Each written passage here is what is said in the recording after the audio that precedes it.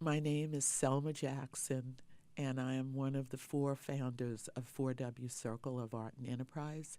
And we were located at 704 Fulton Street, right between South Oxford and South Portland Avenues, South Oxford Street and South Portland Avenue, for 17 years from 1991 until 2008.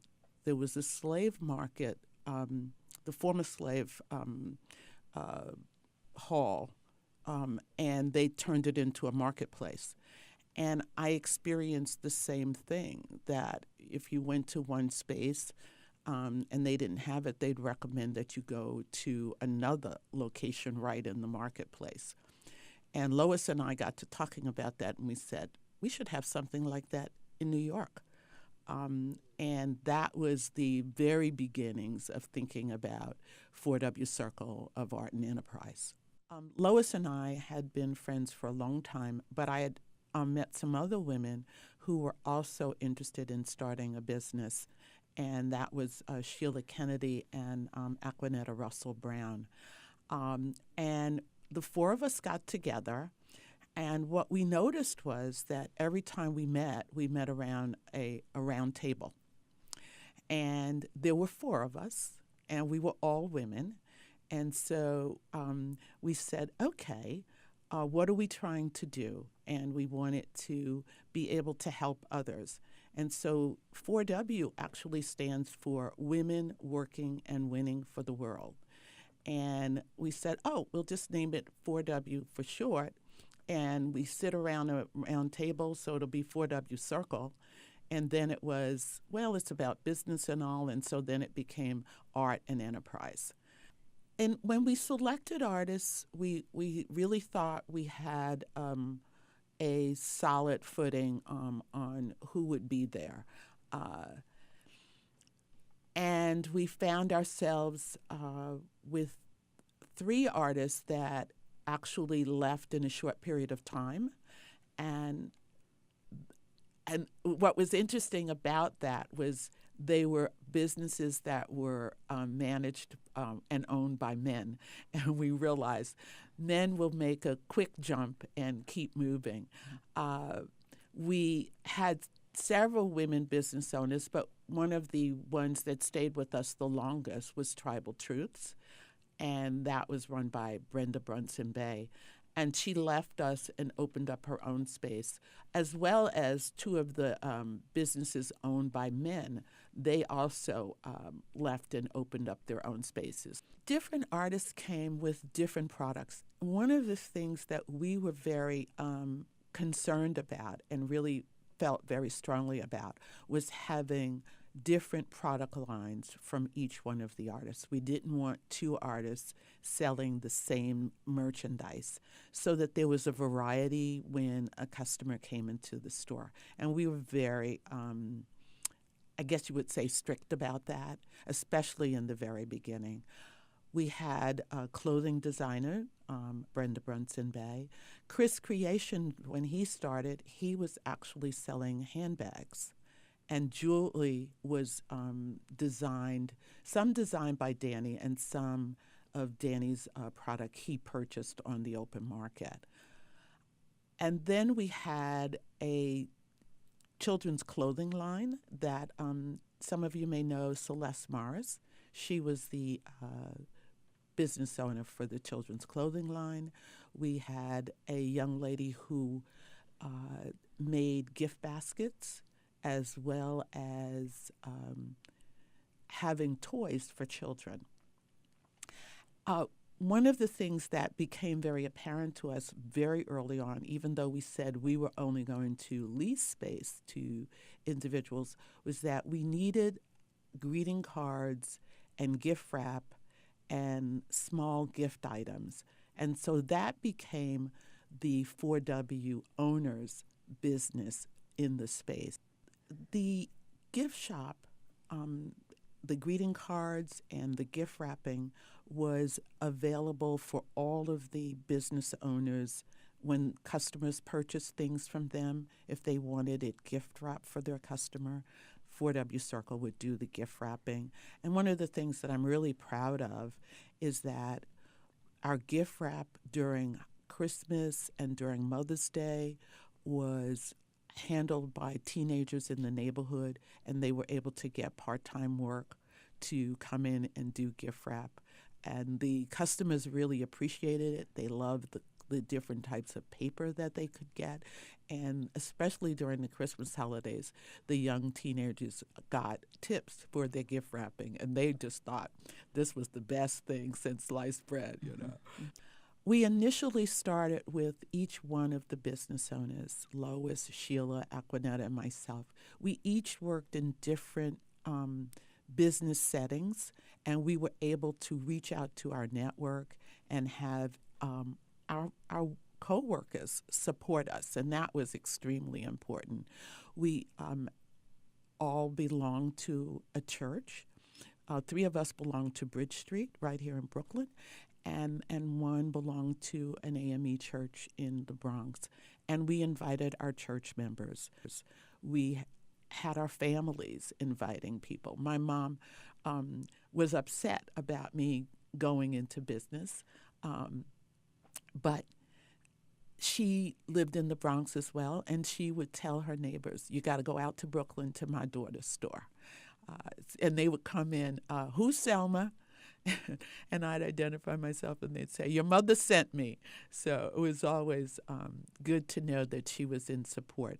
And then as we began to grow, customers would tell their relatives who would come in from out of town, when you get off the plane, make your first stop 4W Circle.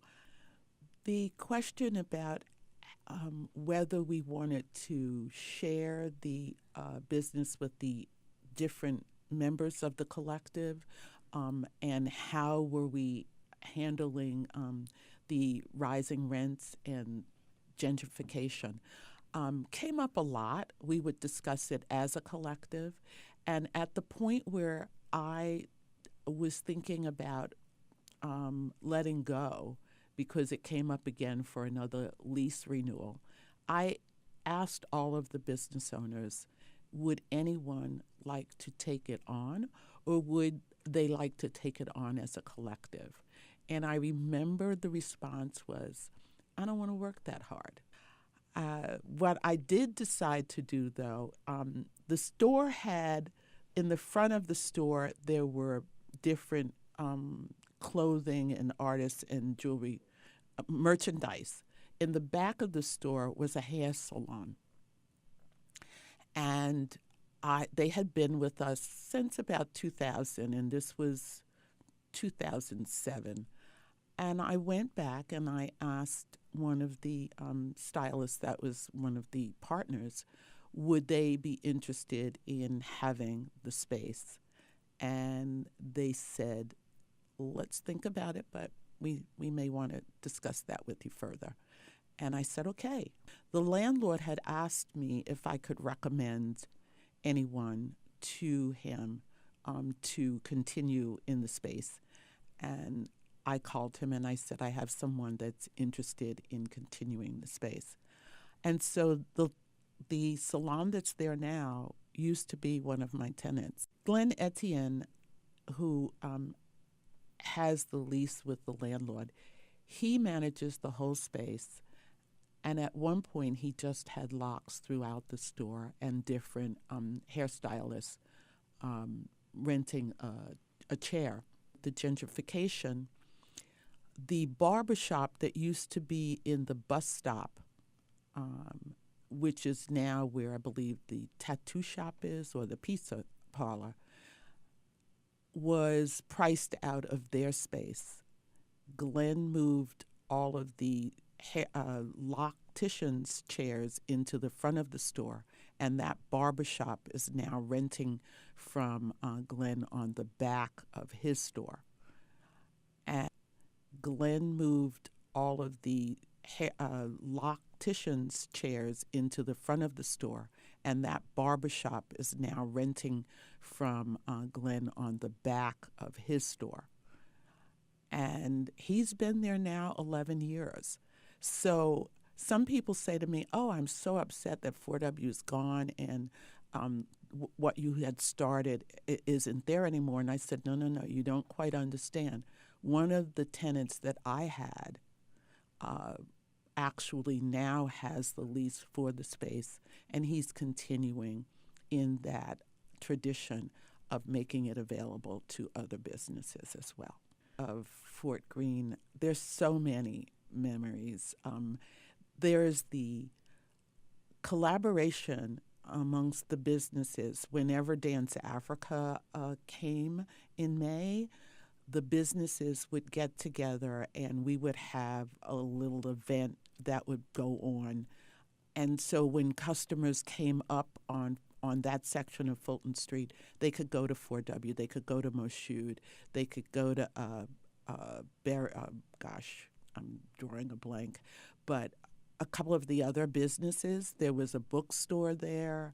Salif was there with the Kirandai, and the folks would just go from one business to another, and we would have an event or something special that would take place during that weekend of festival.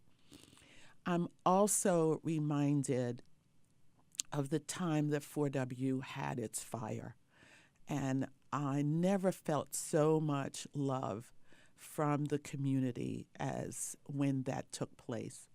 The landlord initially said, "Do you want to stay?" And we said yes. And he said, "Okay, we'll get to working on that." It happened 4 days before Mother's Day. There used to be a hardware store, Seven Corners hardware store at the corner, and a lot of our merchandise that was in the basement had not been damaged, but there was some water that could have, really messed with it.